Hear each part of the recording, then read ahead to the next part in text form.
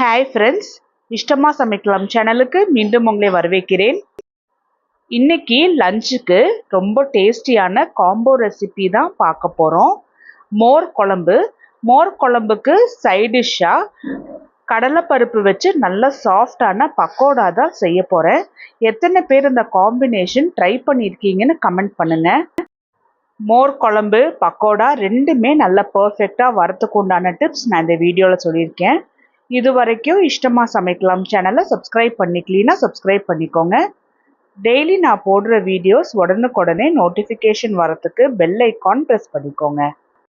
சின்ன பவுலில் 1.5 table spoon கடலைப்பருப்பு, இதில் 3/4 டேபிள் ஸ்பூன் பச்சரிசி நல்லா கழுவி எடுத்துகிட்டு வந்துட்டு ஒரு அரை மணி நேரம் ஊற வச்சிடலாம். அரை மணி நேரத்துக்கு அப்புறம் மிக்சியில் திருவின 1/4 மூடி தேங்காய் போட்டுக்கலாம். இதில் பெரிய பல்லு பூண்டாக இருந்தால் ஒரு 3 பல்லு போட்டுக்கோங்க. நான் சின்னதாக இருக்கிறதுனால ஒரு 6 பல்லு பூண்டு போட்டிருக்கேன். காரம் தேவையான அளவுக்கு பச்சை மிளகா, நான் 4 பச்சை மிளகா போட்டிருக்கேன்.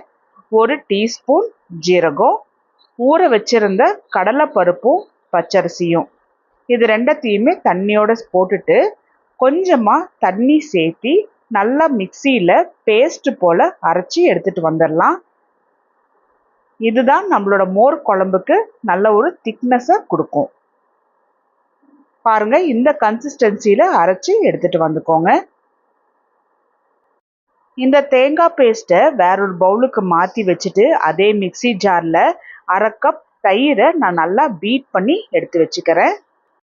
கடாயில் 3 டேபிள் ஸ்பூன் அளவுக்கு தேங்காய் ஊற்றி தேங்காய் சூடான உடனே 1/4 டீஸ்பூன் கடுகு, 1/4 டீஸ்பூன் ஜீரகம், 5லிருந்து 6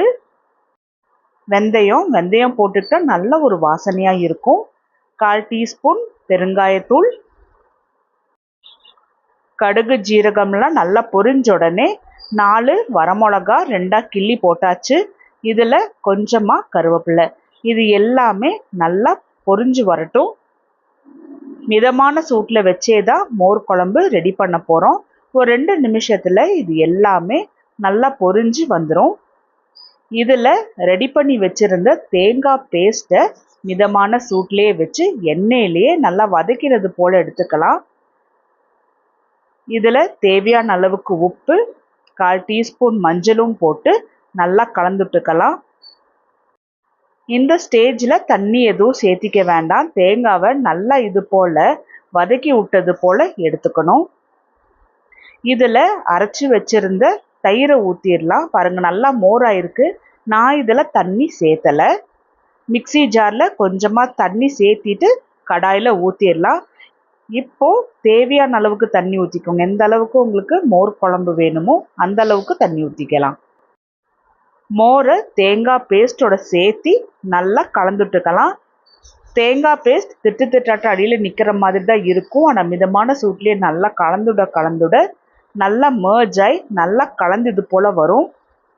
மோர் ஊற்றினதுக்கு அப்புறமா ரொம்ப கொதிக்க வைக்கணுங்கிறது இல்லை. உப்பு எல்லாம் டேஸ்ட் பார்த்துக்கோங்க. கொஞ்சம் லைட்டாக சூடானாவே போதும். ஃப்ளேமை ஆஃப் பண்ணிவிட்டு மூடி வச்சிடலாம். அவ்வளோதான், மோர் குழம்பு ரெடி ஆயிடுச்சு. இன்னொரு பவுலில் நான் 1/2 கிலோ கடலை பருப்பை ஊற வச்சுருக்கேன். இதை இப்போ அரைச்சி எடுத்துடலாம். மிக்சி ஜாரில் காரம் தேவையான அளவுக்கு வரமிளகா, 1 டீஸ்பூன் சோம்பு, கடலைப்பருப்பு வாயுங்கிறதுனால ஒரு 15 சின்னதாக பூண்டு போட்டுக்கலாம். இது எல்லாத்தையுமே நல்லா கொரன்னு அரைச்சி எடுத்துகிட்டு வந்துட்டு ஊற வச்சுருந்த கடலைப்பருப்பை நல்லா தண்ணியிலிருந்து வடித்து எடுத்து சேர்த்திக்கலாம். ஏன்னா கடலைப்பருப்பு இப்போவே நல்லா ஊறிருக்கு. மிக்சி ஜாரில் அரைச்சி எடுக்கும்போது இன்னமும் அதுலேருந்து கொஞ்சமாக தண்ணி ரிலீஸ் ஆகும். அதனால் தண்ணியே சேர்த்தாம தான் நம்ம அரைச்சி எடுத்துக்கணும். நான் இந்த கடலைப்பருப்பை 2 பேட்சாக தான் அரைச்சி எடுத்து ஒரு பெரிய பவுலில் போட்டிருக்கேன்.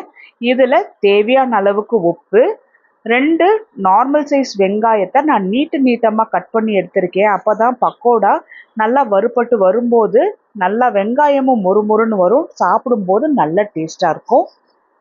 போடும்போதே நல்லா இது போல் வெங்காயத்தை உதிரியாக போட்டுக்கிட்டோம் அப்படின்னா நல்லா ஒவ்வொரு பீஸாக நிற்கும். கடலை பருப்போட வெங்காயத்தை நல்லா இது போல் கலந்துட்டுக்கலாம். இது கூடவே கொஞ்சமாக கருவேப்பிலை போட்டோம் அப்படின்னா நல்லாயிருக்கும். நான் வெங்காயத்தை நல்லா இது போல் முழுமையாக கலந்துட்டதுக்கு அப்புறமா கருவேப்பிலையும் போட்டு நல்லா கலந்துட்டுக்கிறேன். உங்களுக்கு கருவேப்பிலை விருப்பம் இல்லைன்னா சின்ன சின்னதாக கட் பண்ணி போட்டுக்குங்க. இது போல் நல்லா பெருசு பெருசாக கட் பண்ணி போட்டோம்னா நல்லா வறுபட்டு வரும்போது நல்லா மொறுமொறுன்னு இருக்கும். நமக்கு இவ்வளோ பெருசாக இருக்குங்கிறது தெரியாது. அவ்வளோதான், பக்கோடாவுக்கு மாவு ரெடி ஆயிடுச்சு. கடாயில் எண்ணெய் நல்லா சூடாயிடுச்சு. சின்ன துண்டாக போட்டுட்டு இது நல்லா மேலே எலும்பி வந்ததுக்கு அப்புறமா பக்கோடாவை போட ஆரம்பிச்சிருவோம். எண்ணெய் கரெக்டான சூட்டில் இருக்கும். மீடியம் டு ஹை ஃப்ளேமில் வச்சு நல்லா மொறுமொறுன்னு வறுத்தி எடுத்துக்கலாம். அப்போ தான் நல்லா சாஃப்டாகவும் இருக்கும், உள்ளேயும் நல்லா வெந்திருக்கும். பக்கோடா பாருங்கள் நல்லா சூப்பராக நல்லா மொறுமொறுன்னு ரெடியாக இருக்குது.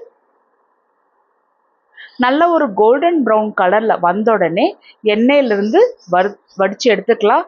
இந்த பக்கோடா பார்த்தீங்கன்னா கடலைப்பருப்பில் செய்கிறதுனால நல்லா சாஃப்டாக இருக்கும். கடிச்சாவே நல்லா வாயில் அப்படியே கரைஞ்சி போகிற அளவுக்கு ரொம்ப சூப்பராக இருக்கும். ட்ரை பண்ணி பாருங்கள். மீதி உள்ள எல்லா பக்கோடா மாவுலேயுமே நான் இது போல் நல்லா மொறுமொறுன்னு கோல்டன் ப்ரௌன் கலரில் பக்கோடா போட்டு எடுத்துக்கிறேன். ரொம்ப உதிரியாக போடனாலும் போடலாம், இல்லை இது போல் கொஞ்சம் பெருசு பெருசாகவுமே போடலாம். ரொம்ப டேஸ்ட்டாக இருக்கும். அதுவும் மோர் குழம்புக்கு இந்த காம்பினேஷன் தான் ரொம்ப நல்லாயிருக்கும். நான் இன்னைக்கு சாதத்தோட மத்தியானம் லஞ்சுக்கு மோர் குழம்பு வெங்காய பக்கோடாவோட தான் சர்வ் பண்ணுறேன். நீங்களும் நான் இந்த வீடியோவில் சொன்னது போலவே ஒரு நாள் இது போல் மோர் குழம்பும் வெங்காய பக்கோடாவும் செஞ்சு பார்த்துட்டு எப்படி வந்துச்சுன்னு எனக்கு கமெண்ட் பண்ணுங்கள். இந்த வீடியோ உங்களுக்கு பிடிச்சிருந்தா லைக் பண்ணுங்கள், உங்கள் ஃப்ரெண்ட்ஸ் எல்லாத்துக்கும் ஷேர் பண்ணுங்கள். இஷ்டமாக சமைக்கலாம் சேனலுக்கு சப்ஸ்கிரைப் பண்ணிக்கோங்க. மோர் குழம்புல பாருங்கள் சாதம் இப்படி நல்லா பசிஞ்சு ஒரு துண்டு பக்கோடாவோட சாப்பிடும்போது அவ்வளோ அருமையாக இருக்கும். நான் இது போல் நிறைய வெரைட்டிஸ் ஆஃப் வீடியோஸ் போடுவேன். இது உங்கள் நோட்டிஃபிகேஷன் உடனே வரத்துக்கு பெல் ஐக்கான் ப்ரெஸ் பண்ணுங்கள்.